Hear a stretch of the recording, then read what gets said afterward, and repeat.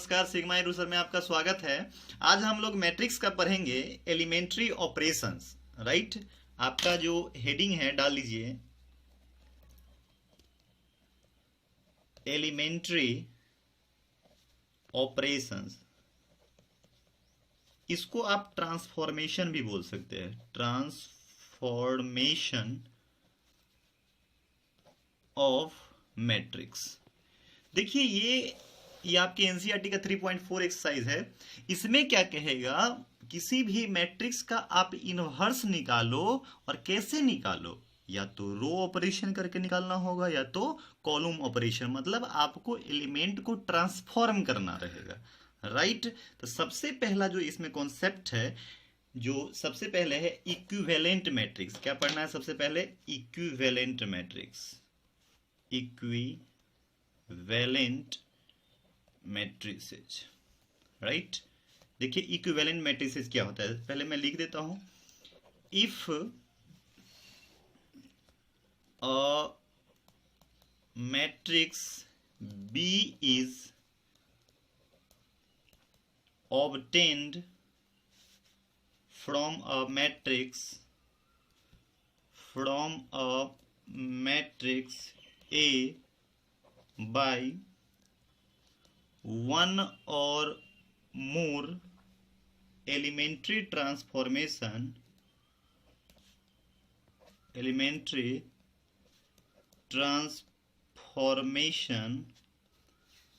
then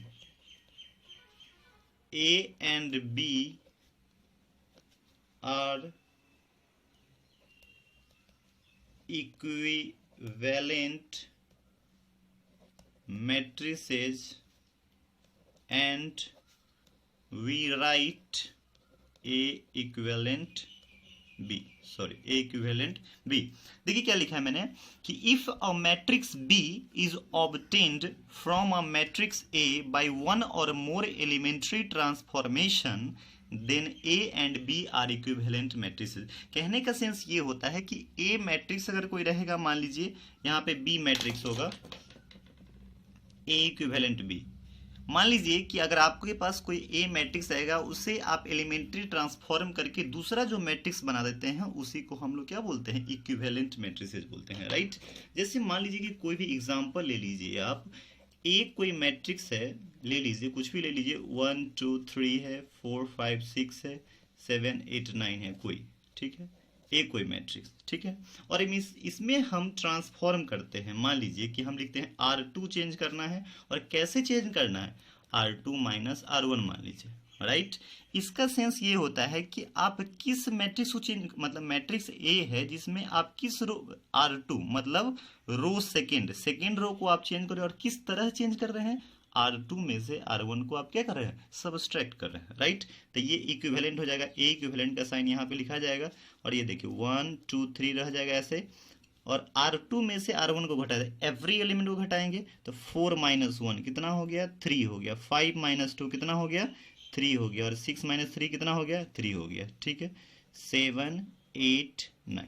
right, तो इसी को हम लोग क्या बोलेंगे? इक्विवेलेंट मैट्रिसेस बोलते हैं। देखिए, आप जरूरी नहीं कि आप इसको रो वाइज ही करें, आप इसको कॉलम वाइज भी कर सकते हैं, जैसे C1 change to C1 minus C2, कुछ भी आप ऑपरेशन इसमें यूज कर सकते हैं। अब देखिए कैसे कैसे हम लोग एलिमेंट्री ऑपरेशन करके एक मैट्रिक्स को दूसरे मैट्रिक्स में कन्वर्ट करते हैं। ठीक है, दो तरह से होता है, या तो रो वाइज होगा या तो कॉलम वाइज होगा। तो देखिए सबसे पहले हम लोग रो ऑपरेशन पढ़ते हैं, तो लिखिएगा 3 एलिमेंट्री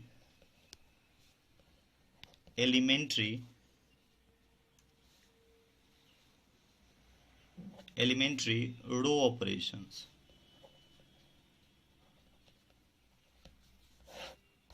ठीक, सबसे नंबर ए क्या लिखेंगे? इंटरचेंज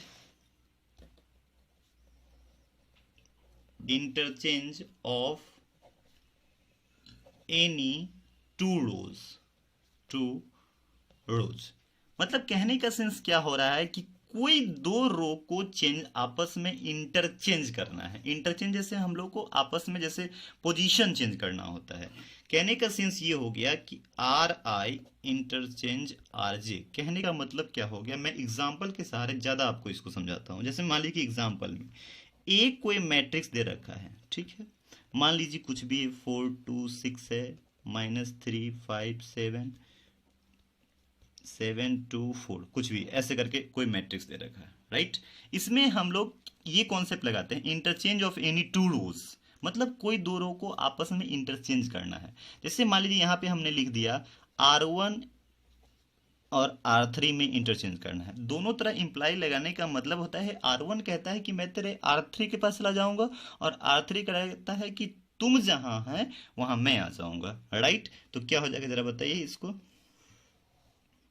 R1 की जगह पे आप R3 का सारा एलिमेंट, ये R1 है, ये R2 है और ये R3 है, तो R1 की जगह पे R3 रख दीजिए, तो कितना हो जाएगा 7 2 4, और ये जस्ट का तस, इसमें कोई परिवर्तन नहीं करना है, राइट। और ये क्या हो जाएगा R1 R3 के पास आ जाएगा, तो हो जाएगा 4 2 6 हो जाएगा। तो इसी का कहने का सेंस क्या हो गया, interchange of any two rows. तो पहला प्रॉपर्टी ये है, ठीक है। सेकेंड देखिए क्या कहता है, सेकेंड कहता है multiplication of the elements, multiplication of the elements of a row by a non-zero number. मतलब कहने का सेंस क्या होता है, इसमें कहेगा कि जैसे R1 चेंज करें और कैसे, किस सिचुएशन से, कोई स्केलर क्वांटिटी उसमें मल्टीप्लाई करें, नॉन जीरो होना चाहिए। क्या होना चाहिए, नॉन जीरो, मतलब जीरो से नहीं होना चाहिए। डेट इज कहने का सेंस ये होता है, अगर आपको रहेगा ऐसे आर आई इंटरचेंज करें और के टाइम्स आर जे, मान लीजिए कुछ भी आर आई ही रहने दीजिए इसको, आर आई, क्योंकि इसी में मल्टीप्लाई करेंगे, ठीक है। एग्जाम्पल से मैं इसको समझाता हूं आपको। जैसे देखिए, जैसे मान लीजिए कि एक कोई मैट्रिक्स है 4 5 -3 1 2 6 3 9 2, मान लीजिए ऐसे दे रखा है। हम चेंज कर रहे हैं, ऐसे ऑपरेशन कैसे निकालें, जैसे किसी में आप जो देखिए क्वेश्चन के अकॉर्डिंग हम लोग इसका यूज करेंगे। अभी बेसिकली आपको हम तरीका समझाते हैं कैसे चेंज करें। जैसे मान लीजिए कि लिखेंगे R3 और कैसे चेंज करना है 2R3, मतलब इसका मतलब क्या हुआ कि चेंज कौन हो रहा है, R3 हो रहा है। और कैसे चेंज हो रहा है, R3 में किससे मल्टीप्लाई कर रहे हैं, 2 से मल्टीप्लाई कर रहे हैं। किससे मल्टीप्लाई कर रहे हैं, 2 से। ए इक्विवेलेंट, इसमें कोई परिवर्तन नहीं, इसमें भी कोई परिवर्तन, बस R3 में 2 से मल्टीप्लाई, 3 2 6 9 2 18 और 2 2 4 हो गया। बस समझ में आ गया। तो ये क्या हो गया, सेकेंड प्रॉपर्टी आपका हो गया। अब थर्ड देखिए, third multiplying each element of a row by a non-zero number and adding them to corresponding element of another row। देखिए क्या मैंने लिखा है, multiplying each element of a row by a non zero number and adding them to corresponding element of another row. Det is कहने का sense होता है कि किसी भी रो को अगर मान लीजिए कि चेंज करना है, कैसे, वह रो अब प्लस किसी दूसरे रो में मान लीजिए कि के से मल्टीप्लाई कर दे और दोनों को क्या कर दे, ऐड कर दे, ठीक है। ये आपको एग्जांपल्स और ज्यादा आपको क्लियर होगा। जैसे देखिए एग्जांपल, मान लीजिए कोई भी एग्जांपल ले लीजिए, एक कोई मैट्रिक्स मान लीजिए 5 2 6 3 1 5 4 2 1, मान लीजिए ऐसे करके दे रखा है। अब देखिए कैसे कंडीशन लगा रहा हूं मैं। मान लीजिए कि ऑपरेशन इसमें लगा है, R1 को चेंज करना है, और भैया कैसे चेंज करना है, R1 प्लस, ठीक है, 3 टाइम्स ऑफ R2। मतलब ऐसे ऑपरेशन का मीनिंग समझिए। क्योंकि यही समझिएगा तब आपको नेक्स्ट एक्सरसाइज इनवर्स का क्वेश्चन समझ में आएगा, बनेगा, अदरवाइज नहीं बनेगा। ठीक है, देखिए क्या करना है, R1 को चेंज करना है। और R1 को कैसे चेंज करना है, R1 में क्या कर रहे हैं, R1 तो ऐड करना ही है उसका एलिमेंट, और R2 में 3 से मल्टीप्लाई करके और तब दोनों को ऐड करना है। जैसे मैं आपको समझाता हूँ, देखिए अब देखिए इसमें तो कोई परिवर्तन नहीं होगा, 3 1 5, सेकेंड रो जैसा है वैसा लिख दीजिए, थर्ड रो जैसा है वैसा। ऑपरेशन किस में अप्लाई हो रहा है, फर्स्ट रो में। कैसे हो रहा है देखिए, R1 के जगह पे क्या रखेंगे, 5 रखेंगे, 5 रखेंगे, ठीक है, प्लस 3 टाइम्स ऑफ, और R2 का कौन सा एलिमेंट है, 3 है, तो 3 3 जा 9, अब प्लस 5 कितना यहाँ लिखा जाएगा, 14 लिखा जाएगा, राइट। अब देखिए यहाँ से सेकेंड एलिमेंट में R1 की जगह पे क्या रखेंगे, 4 रखेंगे, प्लस, ठीक है, 3 टाइम्स ऑफ, और R2 का एलिमेंट कौन सा है, 1 है, तो 4 3 कितना हो गया, 7 हो गया, ठीक है। फिर यहाँ देखिए R1 का एलिमेंट कौन सा है, 6 है, प्लस 3 टाइम्स ऑफ कौन सा है, 5, तो 5 3 15 प्लस 6 कितना जाएगा, 21, राइट। तो ये आपका रो ऑपरेशन इसको बोलते हैं। तो जितना रो है उसी प्रकार उतना क्या हो जाएगा, कॉलम भी हो जाएगा। उसी तरह से अब कौन सा हो जाएगा, कॉलम ऑपरेशन भी होता है। तो देखिए चलिए अब आगे देखते हैं, एलिमेंट्री कॉलम मैट्रिसेज। ठीक है, सबसे पहला जैसे जितना प्रॉपर्टीज हमने रो में पढ़ा है उतना ही क्या हो जाएगा, कॉलम में भी हो जाएगा। देखिए कॉलम क्या होता है, interchange of any two columns. वहां पे हमने रो को इंटरचेंज किया था, यहाँ पे क्या करेंगे, कॉलम को, जैसे CI आपस में CJ से, ठीक है, जैसे C1 C2 आपस में इंटरचेंज हो जाएगा। एग्जाम्पल के तौर पे मान लीजिए कोई ए मैट्रिक्स दे रखा है, 1 2 4 5 6 7 8 9 2, ठीक है, और यहाँ पे हम ऑपरेशन लगा रहे हैं, मान लीजिए कि ऑपरेशन लगाते हैं कि C1 इंटरचेंज C2, मतलब क्या हो जाएगा जरा बताइए, ए इक्विवेलेंट, C1 के जगह पे C2 आ जाएगा और C2 की जगह पे कौन सा आ जाएगा, C1 आ जाएगा, तो क्या आ जाएगा, 2 6 9 1 5 8 4 7 2 हो जाएगा। तो पहला प्रॉपर्टीज ये हो गया कॉलम मैट्रिसेस का, ठीक है। चलिए इसका सेकेंड प्रॉपर्टी देखते हैं कॉलम ऑपरेशन का, multiplying each element of a column by a non-zero number. कहने का सेंस क्या होता है कि आप किसी भी स्केलर को नॉन जीरो नंबर से आप इसमें मल्टीप्लाई करिए और ऑपरेशन लगाइए। कहने का सेंस ये हो रहा है कि det is CI interchange to K times of CI, right, ठीक है। इसका एग्जांपल देखिए, एग्जांपल से ज्यादा क्लियर होगा। मान लीजिए कि ए कोई मैट्रिक्स है,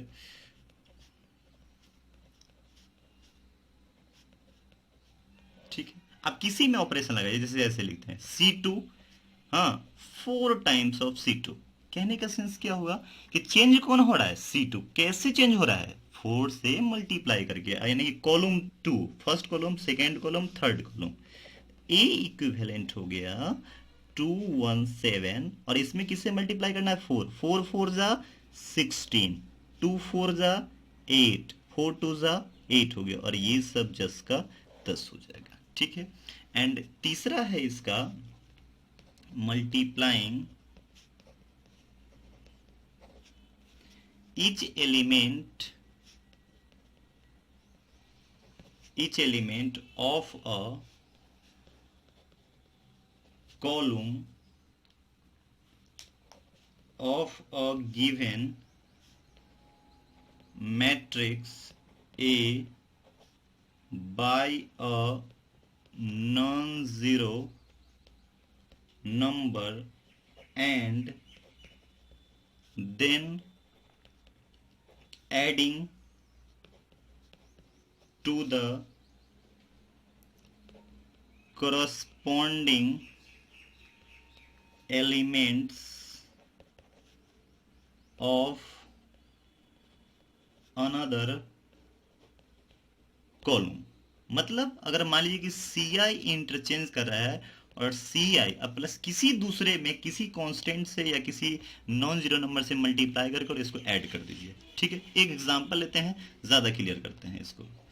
ठीक है, जैसे देखिए एग्जांपल ए मान लीजिए, आप कोई भी ले लीजिए, 1 2 3 4 5 6 1 2 4 मान लीजिए ऐसे करके दे रखा है। हम किसी भी, जैसे मान लीजिए C1 चेंज करना है, कैसे चेंज करना है, C1 अब प्लस 2 टाइम्स ऑफ C2, मान लीजिए ऑपरेशन कोई स्केलर मतलब कोई नॉन जीरो नंबर 2 से मल्टीप्लाई करके कैसे ऐड करना है। चेंज कौन हो रहा है, C1। कैसे चेंज हो रहा है, C1 का तो भैया ऐड करना ही करना है, प्लस उसमें एक्स्ट्रा ये हो गया कि जितने भी C2 का एलिमेंट है उसको 2 से मल्टीप्लाई करके कोरस्पॉन्डिंग एलिमेंट को ऐड करेंगे। चलिए करते हैं, स्टार्ट करते हैं।